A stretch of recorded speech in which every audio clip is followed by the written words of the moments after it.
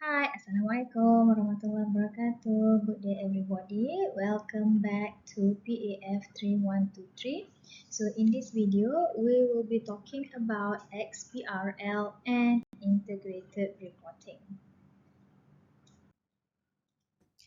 Our topic today is going to be on something different, which is XBRL, or some people call it as XBRL, and integrated reporting. Why did I say that it is different? This is because, unlike all other topics that we have discussed on current issues in financial accounting and reporting, this one is not governed under any specific accounting standards, as it is not mandatory reporting but voluntary reporting. Okay, now let's have a look at the learning outcome. In this video, it is hoped that you should be able to explain about the need for integrated reporting and its elements. The very first thing that we need to clarify before we go further is what is actually integrated reporting. The logo that you can see in this slide is actually the real trademark for integrated reporting, and that is how it is written. I first came across the term integrated reporting, or IR, back in 2011 through an article in Accountants Today, which is a journal publication of MIA, the Malaysian Institute of Accountants. At that time, my very first thought is, well, another voluntary reporting that companies can consider. However, as it turns out, integrated reporting is quite different from any other voluntary reporting. Let's say, for example, the CSR, Corporate Social Responsibility Reporting, or Sustainability Reporting before the publication of the Sustainability Guidelines. So just a bit of a background on the integrated reporting framework.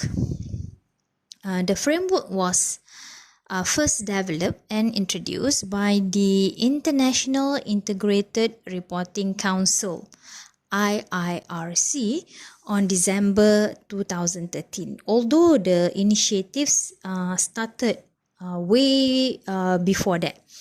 The IIRC is a global agency, a global coalition of regulators, investors, companies, standard setters, accounting profession, and non-governmental organizations.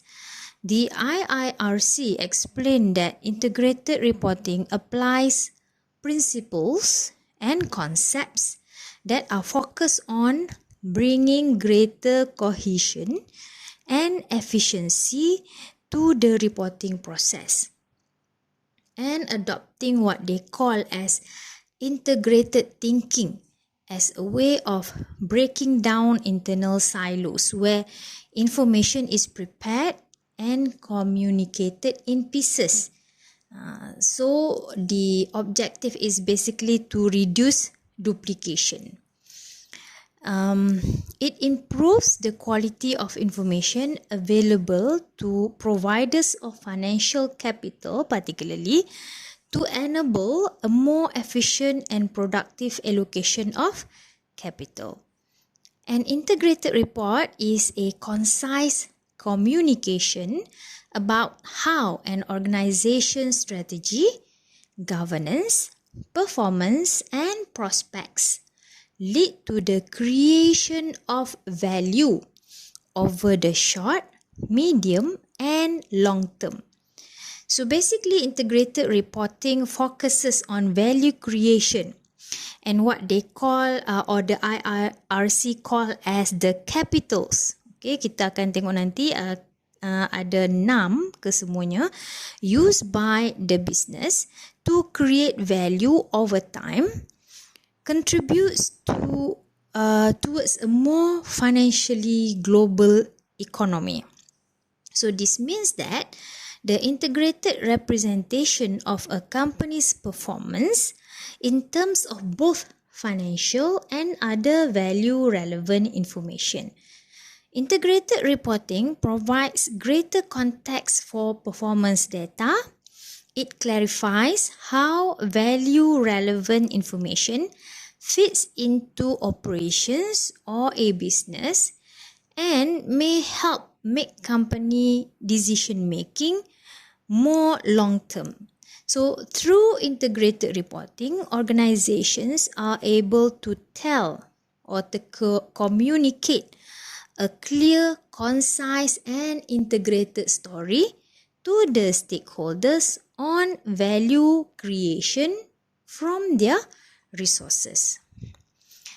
As mentioned before, while integrated reports benefit a broad range of stakeholders, they are primarily aimed at long-term investors, the providers of financial capital allocation decisions. Integrated reporting starts from the position that any value created as a result of a sustainable strategy, regardless of whether it becomes a tangible or intangible asset, will translate, at least partially, into performance.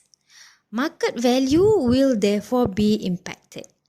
Integrated reporting has become quite popular and gaining a lot of acceptance worldwide, and as a matter of fact, it has actually been introduced to the syllabus of many of the professional level exams.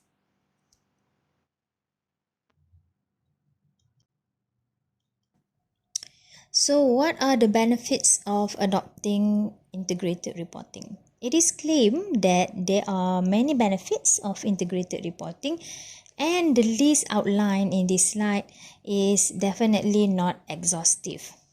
First, integrated reporting can be viewed as a powerful tool for building trust and confidence in companies, with a corresponding increase in company value.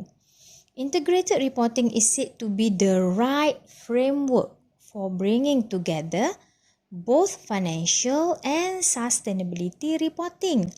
So it is more comprehensive than the financial report and the sustainability report, which should then help investors to better understand the business and its outcomes.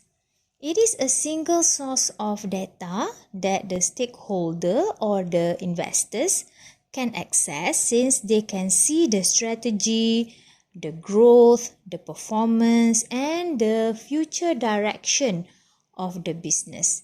So this will, it is argued that this will generate trust among the investors and promotes confidence in the sustainability of the business. So after all, we only believe what we see, right?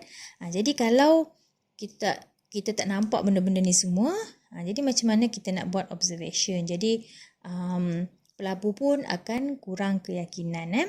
So second, integrated reporting caters for the weaknesses in current financial reporting because it provides a more holistic and, as the name implies, integrated view of a business.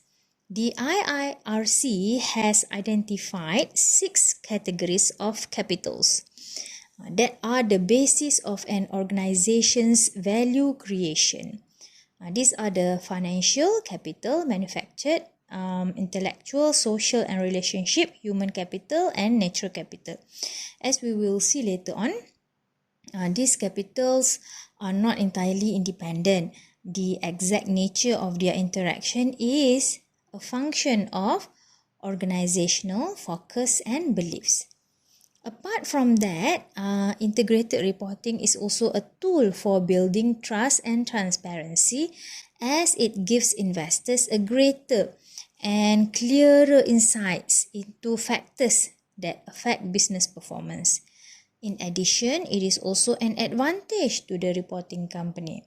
This is because companies will have a very good overview of their issues, a snapshot of the direction of the business, and how value is created. With integrated reporting, these are not divided into different reports, but in just one. Alright, so now let's talk about the 6 categories of capitals discussed in integrated reports. The IIRC identifies 6 categories of capitals which help an organization create value over time.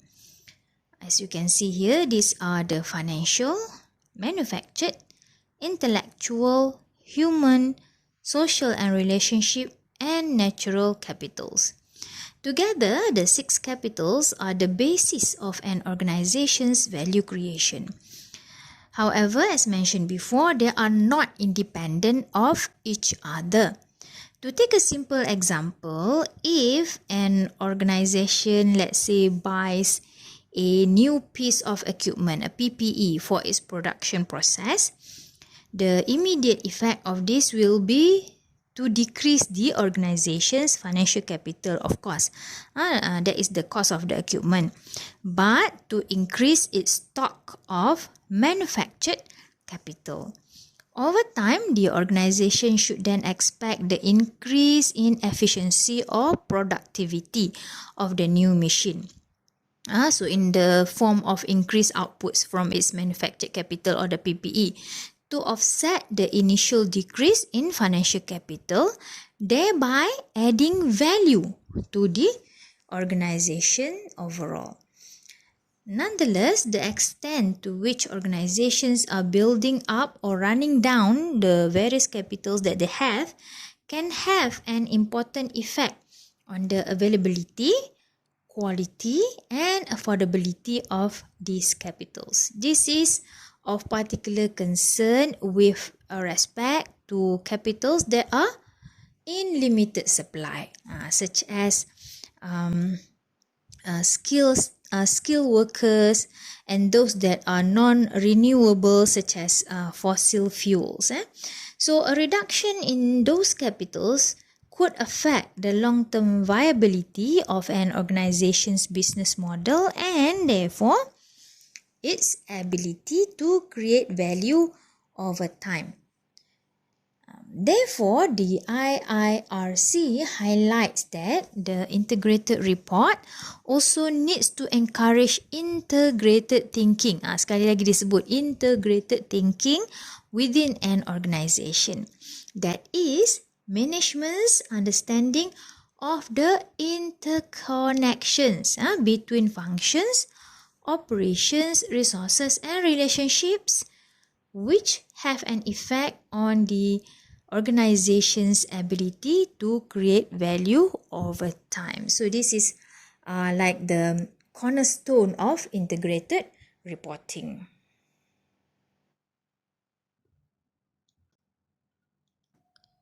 This slide provides a more detailed explanation and examples of the capital, and this is actually taken from the IR framework itself.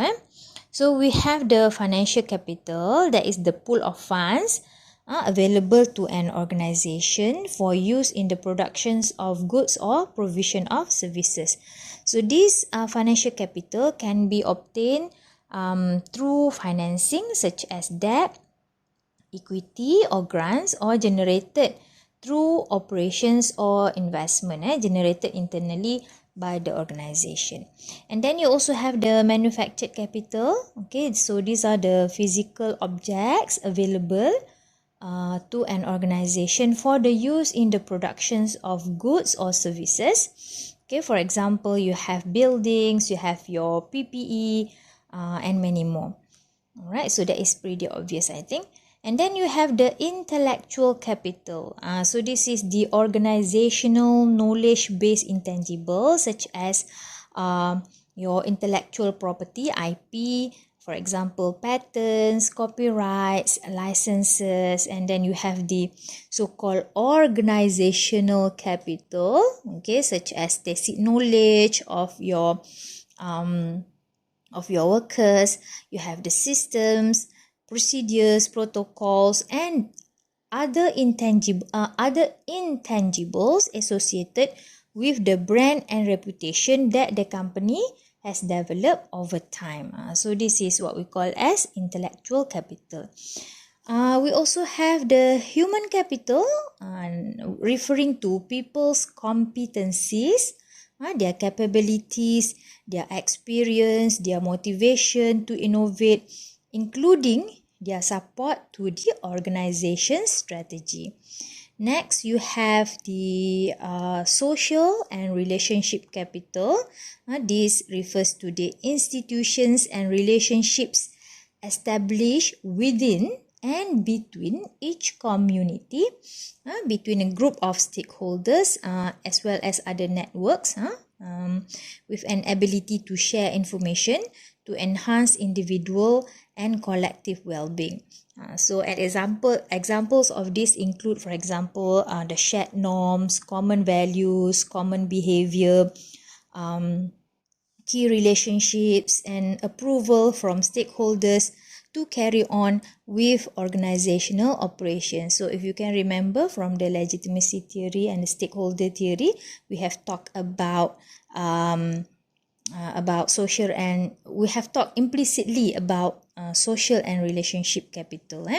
And finally, we have the natural capital, all the renewable and non-renewable environmental stocks that provide goods and services that support the current and future prosperity of an organization. We have examples such as water, air, and the whole ecosystem supporting the operation of the organization.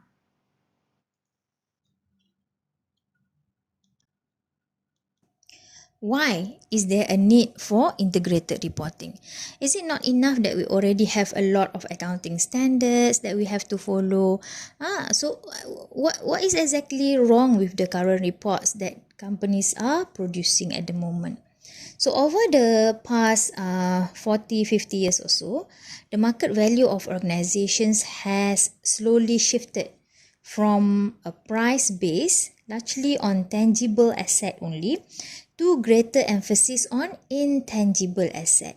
So the concept of value has fundamentally changed with the change in business environment and with the dynamics of the global economy. To create value over time, today's organizations need to actively manage a wider range of resources.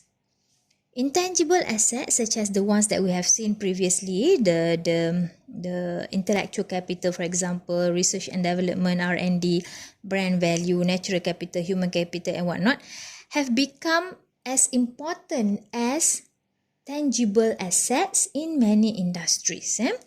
However, these intangible assets are not universally assessed in current financial reporting frameworks, even though they often represent a significant or a substantial portion of market value. Therefore, it is now widely accepted that traditional financial reporting no longer meets the needs of business seeking to develop and maintain resilient and responsible operations, not just in the immediate future, but also in the medium and long term. Financial statements draw on historical information, as we know, backward information, therefore can be seen as backward looking.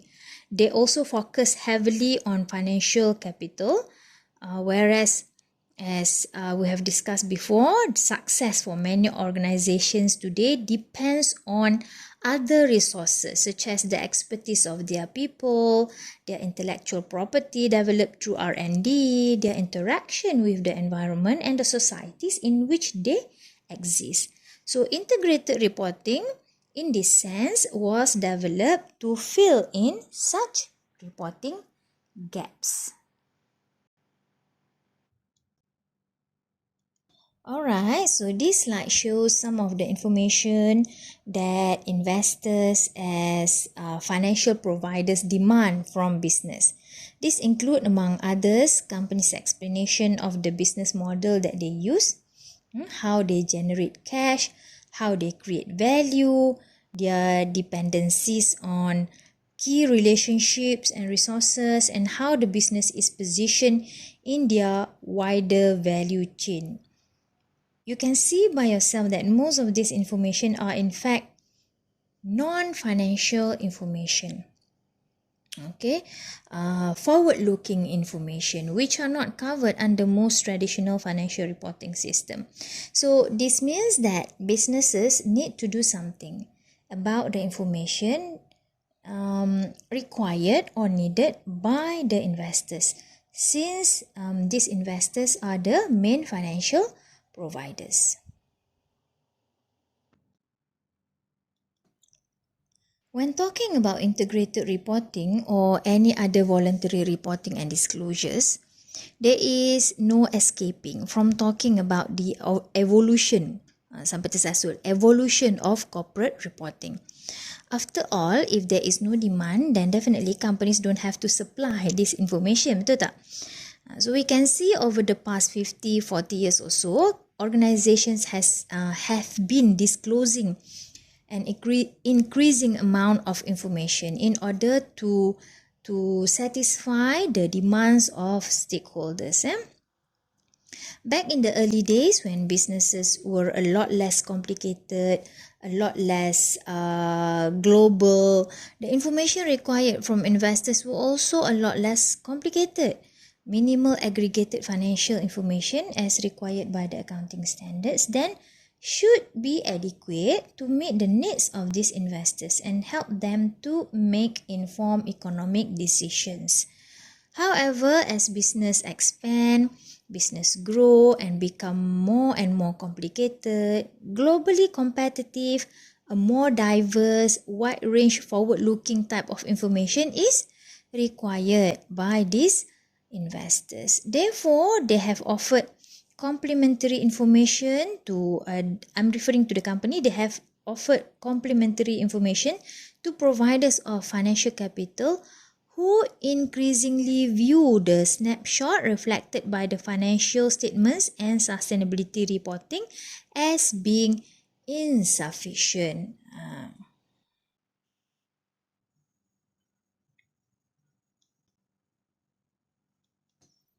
Markets move on information, and information is very, very important. It has become sort of like a commodity, kan?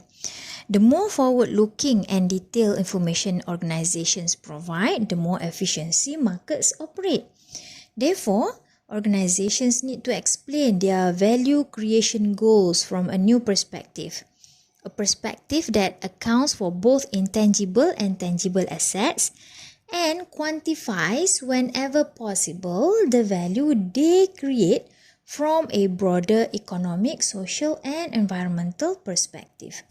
So to respond to this demand by the investors, organizations are publishing a growing variety of increasingly extensive reports. Bukannya sebelum ni tak ada non-financial report, ada. But companies, for example, as you can see, companies, for example, produce information on contoh environmental reporting, they have CSR reporting, sustainability reporting. In the annual report, they also include a section on future outlook, kan? However, the information provided in these reports are actually disjointed, not connected. Tak ada kesinambungan. Jadi information tu ada kat sini sikit, ada kat sana sikit, sini sikit. Macam tu berselerak kan. Jadi bila berselerak macam tu, it's quite difficult for us to see the whole picture and also to comprehensively monitor the performance of the company. This happens because information are often generated by different departments within the organizations and a product of silo or isolated thinking instead of integrated thinking. So now let's have a look at of what is inside an integrated reporting or integrated report. The very first thing that we need to remember is that this report is a principle-based framework. Pernah dengar kan perkataan tu kan? It is not a rigid, not rule-based approach like some other accounting standards that apply for mandatory reporting. Integrated report gives management some leeway, some flexibility to deliver or to communicate what they think are relevant, necessary information, important to help their stakeholders understand how they create and protect their value. Therefore, we can see that there is no particular order of presentation for integrated report content elements. No, there is an actual blueprint. So, companies are free to tell their stories in their own way. However, having said that, it is also important to point out that there is a guideline. Okay, bukan tak ada langsung a guideline. A guiding principles on information that needs to be included in the integrated report, which we will look at later. Alright, so if we look at the integrated reporting framework, there are actually 7 guiding principles that underpin the preparation of an integrated report, informing the content of the report and how information is to be presented. So these 7 guiding principles will be like sort of panduan lah, blueprint, bukanlah blueprint, panduan lah, guideline for organizations on what kind of information is to be disclosed in integrated reports and how this information is to be presented. So the integrated report should contain information regarding the first one, strategic focus and future orientation. So this is to provide insights into the organization strategy and how it relates to the organization's ability to create value in the short, medium and long term. Okay, jadi 3 perspektif ni. Information should also be presented in a way that there is a connectivity between this information. So an integrated report should show a holistic picture of the combination, interrelatedness and dependencies between the factors that the company perceive will affect their ability to create value over time. The integrated reports should highlight stakeholder relationships. This should provide insights into the nature and quality of the organization's relationship, especially with its key stakeholders, by focusing on certain significant aspect. Jadi company lah yang akan tentukan what are the significant aspect. The report should contain elements of materiality and conciseness, okay, which means that an integrated report should disclose concise information about matters that substantively affect the organization's ability to create value over, lagi sekali, short, medium and long term. Right? It should also contain the element of reliability and completeness. This is where all material matters, be it positive, be it negative, is reported in a balanced way and without material error to be disclosed to give a complete picture to the stakeholders. And finally, the report should also contain elements of consistency and comparability, meaning to say that the information in an integrated report should be presented on a basis that is consistent over time and in a way that enables comparison with other organizations.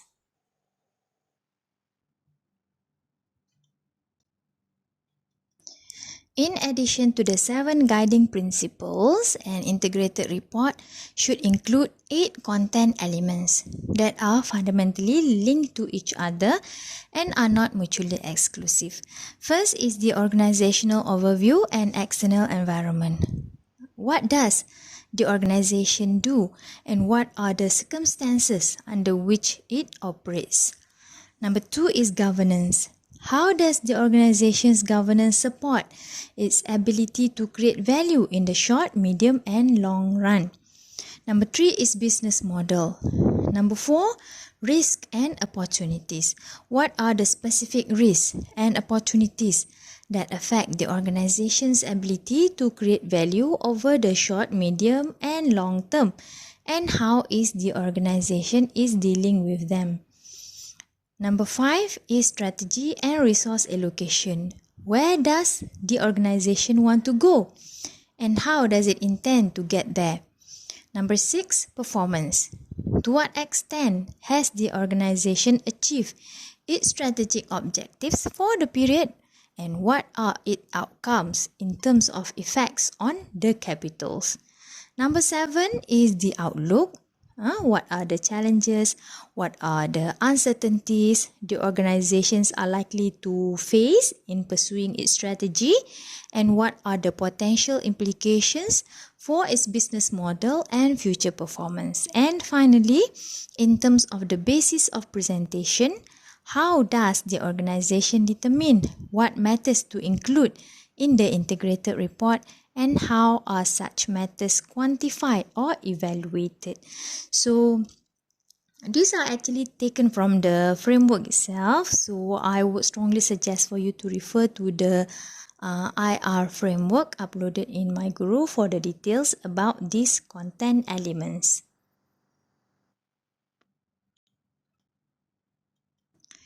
In short, an integrated report is a comprehensive, holistic report that companies can produce not only to satisfy the demands of their stakeholders, but also can be used by the companies to guide them in focusing on what matters in their organization, especially in the value creation process, leading to greater sustainability in the future.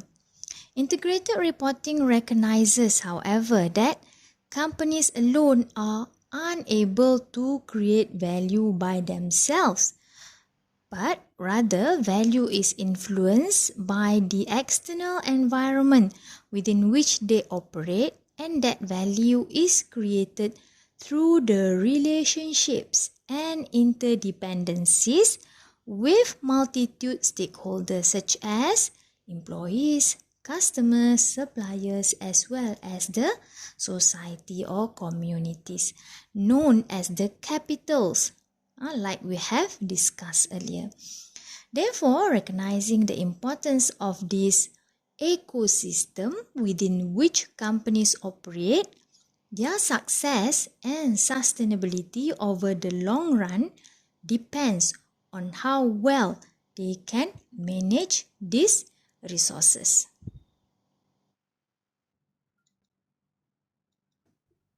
As you can see in this illustration, which is actually taken from the framework itself, although organizations aim to create value, the overall stock of capitals can also either undergo a net decrease or experience no net change. In such cases, value is eroded when there is a decrease in capital, or value is preserved when there is an increase in capital. As you can see, there are two sides of the capital, blue for inputs and green for outcomes.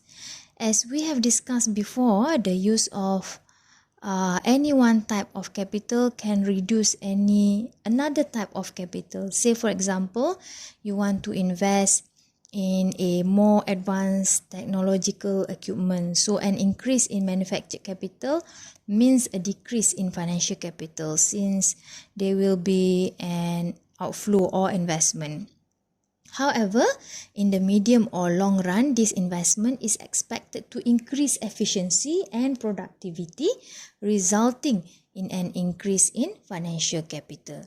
So the process through which value is created, preserved or even eroded is captured in the 8 content elements of integrated report.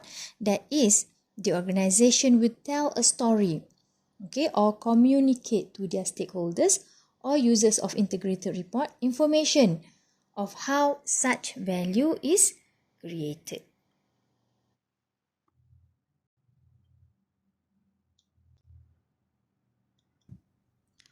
In terms of adoption so far, only South Africa and Brazil at the moment are making integrated reporting mandatory.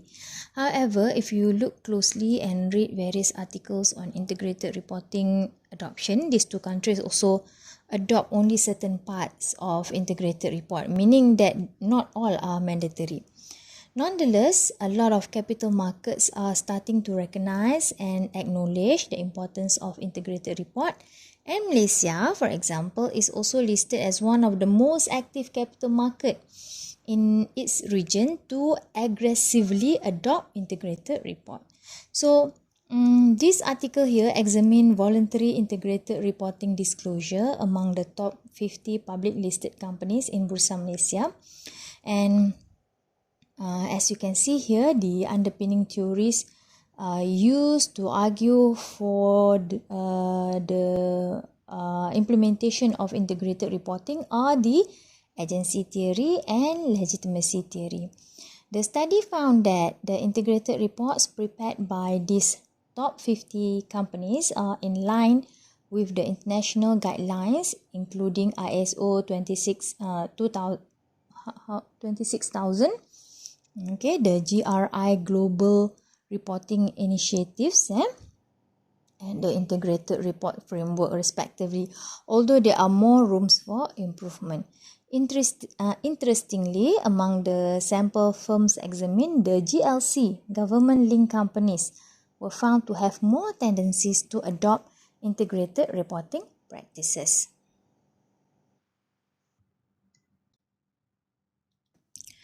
Okay, this study was done by one of my students. He examined integrated reporting among the top 100 public listed companies in Malaysia. The hypotheses were based on the agency theory to see whether corporate governance characteristics influence the level of integrated report among Malaysian top 100 companies. The findings indicate that the level of integrated reporting among these firms was at a medium level, that is overall of 71%, but found no support for corporate governance influencing the disclosure level.